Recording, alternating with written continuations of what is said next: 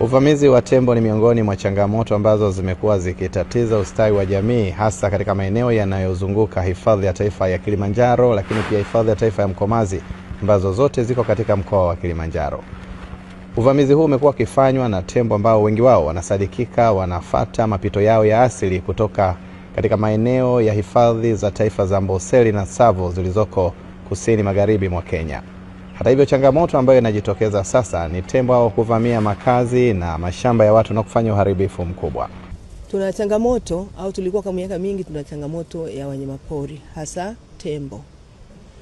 Hatakuwa tunapata mazao kila wakati. Tunapofikia wakati wa kuvuna, kwa kweli tunavuna kidogo sana, na wakati mwingine unakuwa ni hatari kwa watu wetu kuchunga kuanzia mahindi yanapoanza kubeba kuchukua mbelewele kufikia kipindi cha kuvunwa. Wao wanakuwa wanahamia tembo kuanzia asubuhi mpaka jioni mpaka asubuhi. Awali hali ilikuwa mbaya kwa sababu hawa tembo wanaharibu robo tatu ya mazao yaliharibiwa kabisa. Yaani ya mazao yaliharibiwa kabisa kwa sababu ya wanyama haribifu, na hawa wananchi walikuwa wanatumia muda mwingi kupiga kelele, kutumia vifaa ambavyo si havikuweza kusaidia sana kukinga hawa wanyama waharibifu. Katikati ya changamoto hii, taasisi ya Tanzania Elephant Foundation yenye makao yake makuu hapa mkoani Kilimanjaro imekuja na mbinu mbadala za kukabiliana na tishio la tembo na kutoa vifaa mbalimbali kwa lengo la kusaidia harakati za kukabiliana na wanyama hao katika maeneo ya wilaya ya Siha.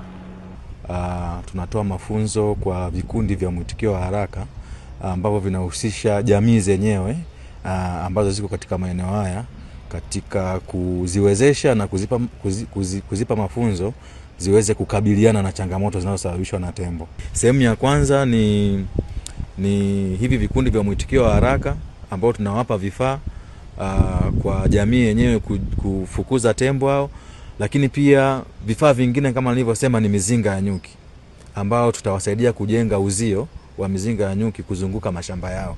Kwa hiyo kwa sasa, kwa siku ya leo tunagawa vifaa, lakini kwa wiki ijayo tutaanza ujenzi wa hizo fensi za huo uzio wa mizinga ya nyuki katika vijiji vyote viwili vya Siakieo na Kalimaji.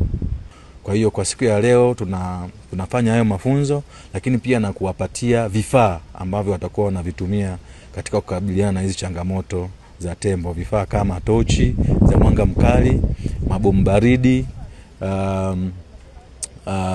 bima za afya kwa ajili ya hawa vijana ambao watakuwa wanafanya hizo kazi za kufukuza tembo. Wadau wengine wa wanyamapori wanaeleza hatua muhimu ambazo zinapaswa kuzingatiwa ili kukabiliana na tishio hilo. Tatizo hili, changamoto hii iko kubwa sana kwa wilaya za Same na Mwanga.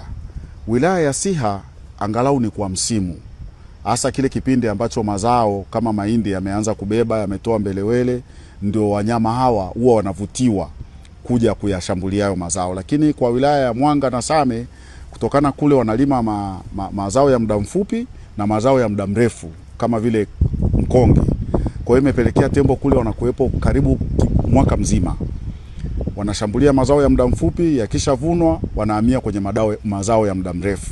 Harakati hizi ambazo zinafanywa na wadau kwa kushirikiana na mamlaka nyingine za serikali huenda zikaleta nafuu ili kukabiliana na tishio hilo ambalo wakati mwingine limekuwa likisababisha vifo kwa watu wanaoishi kuzunguka hifadhi hizo. Mimi ni Enos Masanja, Azam News, Kilimanjaro.